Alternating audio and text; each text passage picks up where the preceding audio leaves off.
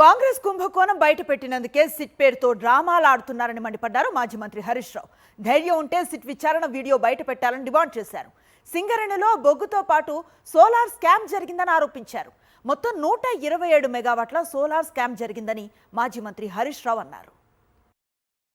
అసలు విషయం అంతా ఎక్కడి నుంచి స్టార్ట్ అయింది? రేవంత్ రెడ్డి గారి బావమరిది సృజన్ రెడ్డి గారు చేసిన భూ కుంభకోణాన్ని ఆధారాలతో సహా బయట పెడితే ఈ ప్రభుత్వానికి కంటి మీద కునుకు లేకుండా అయిపోయింది. సింగరేణి సృజన్ గని అనేది నేటి రేవంత్ మాట. నాడేమో తెలంగాణ సిరుల గని సింగరేణి అయితే నేడేమో సింగరేణి సృజన్ గని.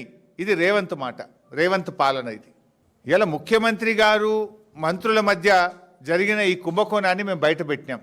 ఇది ఏమైపోయిందంటే మొత్తం ఈ వాటాల పంచాయతీ కాంగ్రెస్ పార్టీకి ఉరితాడుగా మారింది. గండం గట్టెక్కేందుకే, ప్రజల దృష్టి మరల్చేందుకే బీజేపీతో కుమ్మక్కై రేవంత్ రెడ్డి ఈ సిట్ల డ్రామా ఆడుతూ ఉన్నాడు.